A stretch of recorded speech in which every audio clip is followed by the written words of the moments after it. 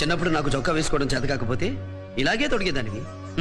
నీ కొడుకు మళ్ళీ ఓ 4 రోజుల పాటు చిన్నపిల్లాడైపోయాడు అనుకో.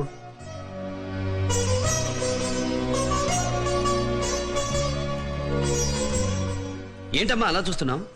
చెప్పారుగా డాక్టర్ గారు, కుడి చేయి నరాలు దెబ్బతిన్నాయి, మళ్ళీ మామూలు కావాలంటే కొంచెం ఎక్సర్సైజ్ చెయ్యాలి అని. అంతేగా?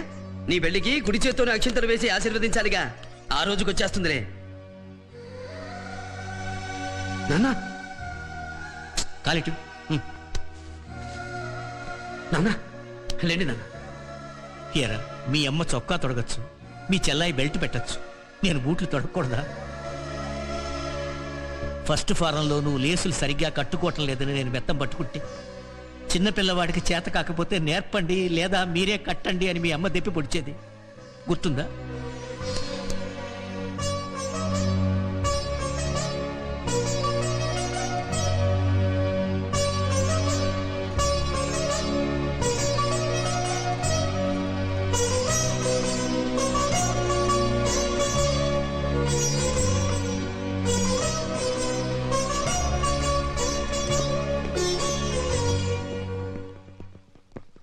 Good morning sir. Good morning. ఈ రోజు హాస్పిటల్ నుంచి డిశ్చార్జ్ అయ్యాను కదా, కొంచెం లేట్ అయింది. మన డిఐజీ గారు ఇక్కడికి వస్తున్నారు సార్. ఆయన వస్తున్నారా?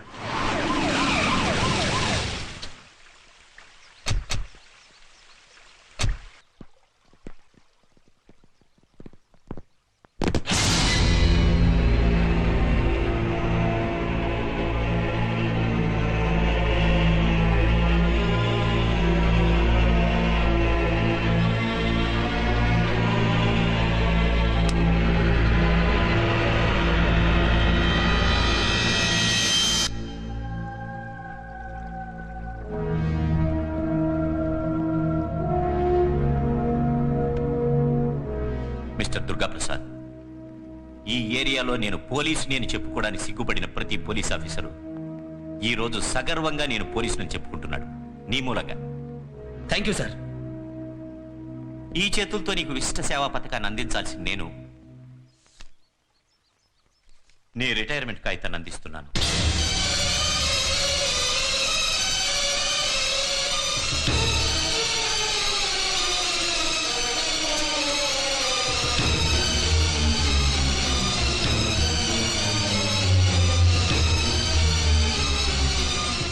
ఇది డ్యూటీలో ఉండగా నువ్వు డిజేబుల్ అయినందుకు ప్రభుత్వం ఇస్తున్న చెక్. సార్, నేను ఈ పోలీసు ఉద్యోగం భుక్తి కోసం చేయడం లేదు, అంకిత భావంతో చేస్తున్నాను. ఆ కాళేశ్వరరావు వర్గానికి ఉరిశిక్ష పడే వరకు నన్ను డ్యూటీలో ఉండనివ్వండి. నేను ఇంతవరకు నా సర్వీసులో రూల్స్ దాటి ఏ పని చేయలేదు. I'm sorry mister DIG. Rules ప్రకారం వెళ్ళాడు కనుకే నా కొడుకు చేతికి ఆ పరిస్థితి వచ్చింది. ప్రజలు ఏమైపోతేనే నేను క్షేమంగా ఉంటే చాలుకుంటే ఇలా జరుగుండేదా? అంటే మీ అబ్బాయి కోసం భారత శిక్షా స్మృతిని కొత్తగా రాయించమంటారా? అతని కోసం రూల్స్ నేను మార్పించి చెప్పేది అది కాదండి. నా కోసం రూల్స్ మార్పించక్కర్లేదు సార్. ఈ ఆర్డర్ ఇచ్చి మీరు నా యూనిఫామ్ ని తీసుకెళ్లగలరేమో గానీ నా సంకల్పాన్ని తీసుకెళ్లేరు, నా ఆశయాన్ని మార్చలేరు, నా కర్తవ్యాన్ని ఆపలేరు. మిస్టర్ దుర్గా ప్రసాద్, చాలా ఉద్రేకంగా మాట్లాడుతున్నావు. సుపీరియర్ ఆఫీసర్ వస్తే సెల్యూట్ కూడా చేయలేను నువ్వు డ్యూటీ ఎలా చేస్తావు?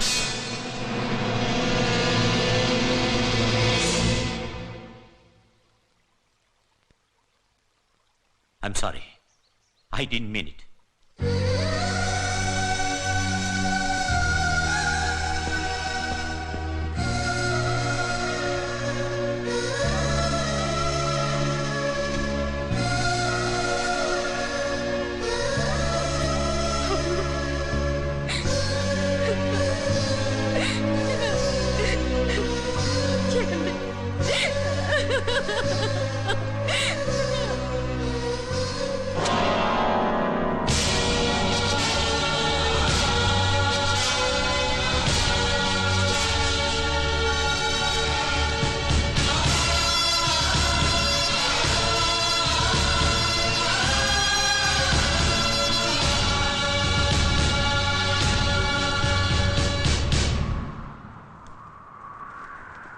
అయ్యా విశ్వేశ్వరరావు గారు నమస్కారం అండి. అయ్యా ఆ కాశీ విశ్వేశ్వరుడు దయతలిచాడండి. అయ్యా త్రిమూర్తి కళ్యాణ మండపం దొరికిందయ్యా.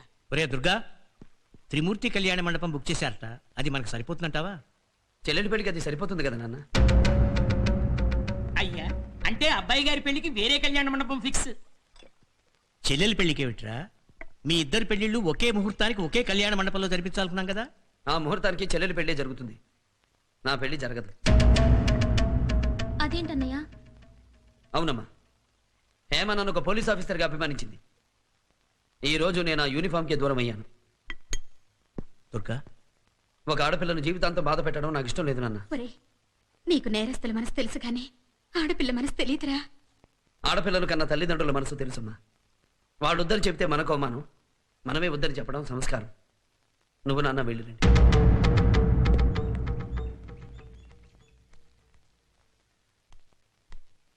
నా మాట వినమ్మా, ఈ పెళ్లి ఆపేద్దాము. ఏ తండ్రి అయినా తన కూతురు సుఖపడుతుందన్న ఇంటికే కోడలుగా పంపుతాడు గాని కోరి కష్టాల కొంపట్లోకి నెట్టడమ్మా. కష్టమైన సుఖమైనా అనుభవించాల్సింది నేనే కదా బాబాయ్. నిజమేరా, నువ్వు అతనిలో ఏ పౌరుషం చూసి ఏ సాహసం చూసి చేసుకుందాం అనుకున్నావో ఇప్పుడు అవన్నీ అతను.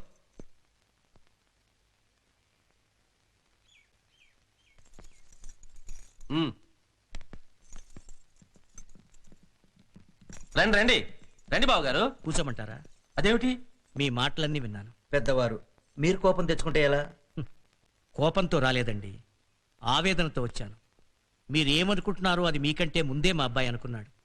ఈ పెళ్లి మానేద్దామని మీతో చెప్పి రమ్మన్నాడు. పైకి బాధ నటించినా మీకు ఈ విషయం ఆనందాన్ని కలిగిస్తుందని నాకు తెలుసు. మాకు సెలవు ఇప్పించండి. పద. ఆగండి మావయ్య.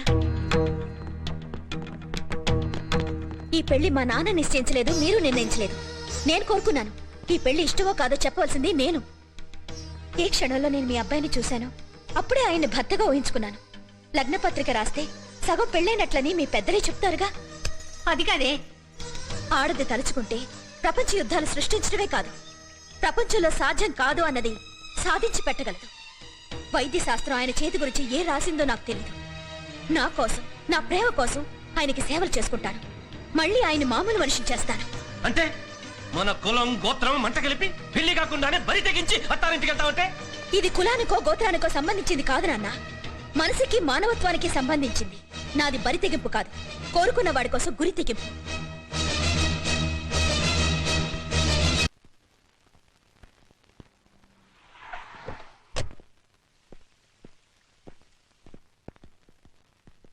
చెప్పారా? చెప్పాం. ఏం చెప్పారు? నువ్వు చెప్పిందేరా, ఈ పెళ్లి ఇష్టం లేదని. కులశేఖరరావు వాళ్ళ తమ్ముళ్ళు కూడా చాలా ఆనందపడ్డారు. మరి హేమ కూడా సరేనందా? సరి కాదు అంది. అదేమిటి? ఇదేమిటని తను అడిగిందిరా. విడమరిచి చెప్పలేకపోయారా? మేము విడమర్చే చెప్పానురా.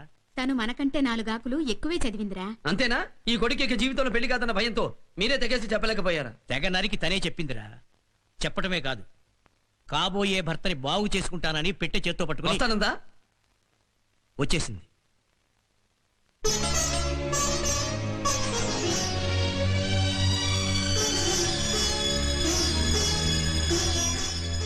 నీకు మతుందా?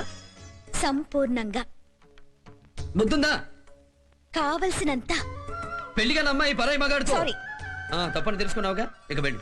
నేను సారీ చెప్పింది అందుకు కాదు. మరి మీరు పరాయి మగాడు కాదు, నా కాబోయే భర్త. అందుకే సేవలు చేయడానికి వచ్చాను. దానికి మా అమ్మంది, చెల్లెలుంది. తల్లి చెల్లి చేసే ప్రతి పని ఇల్లాలు చేయగలదు, కానీ ఇల్లాలు చేసే ప్రతి పని తల్లి చెల్లి చేయలేరు. మీరెవరు చెప్పినా నేను వినను. మన పెళ్లి రోజు వరకు నేను ఇక్కడే ఉంటాను. ఆడది నిర్ణయం తీసుకునే వరకే మగాడి మాట వింటుంది. తీసుకున్న తర్వాత మగాడే కాదు, మొగుడి మాట కూడా వినదు. నువ్వు రా కావేరి, బెడ్రూమ్ చూపిద్దు గాని.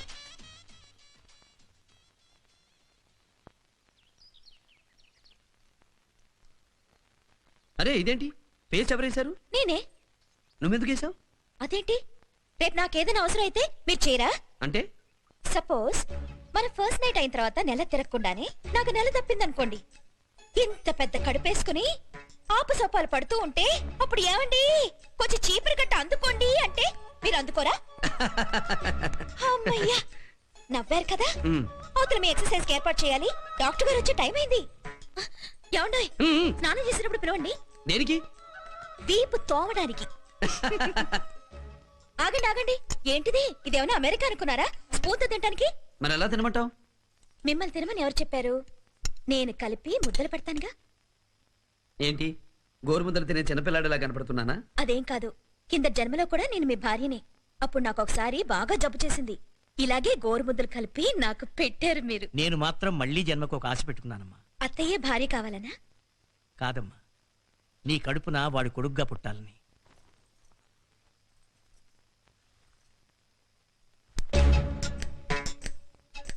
కాసేపు కూర్చోవచ్చుగా. అమ్మో, మీ మగాళ్ళతో చాలా డేంజర్. ఇంత సందు దొరకనిస్తే మొత్తం దూరేయాలని చూస్తారు. ఇప్పుడు కాసేపు కూర్చోవచ్చుగా అంటారు, ఆ తర్వాత 4 మాటలు చెప్పొచ్చుగా అంటారు, ఆ తర్వాత నడు మీద చేయి వేసుకొనివ్వచ్చుగా అంటారు. అది పడిన తర్వాత ఆడదాన్ని ఇంకేం అడగక్కర్లా, చీర కట్టు కూడా నిలవదు. ఏయ్, చీరంటే అర్థం ఏమిటో తెలుసా నీకు? చీరే కాదు, ఆడపిల్ల చీయని ముద్దుగా తోసేస్తూ రా అంటూ సిగ్గుతో జారు విడిచేది గనుక చీరయ్యింది. ఓహో, అర్థం చెప్పాగా, ఇక లాగేస్తా.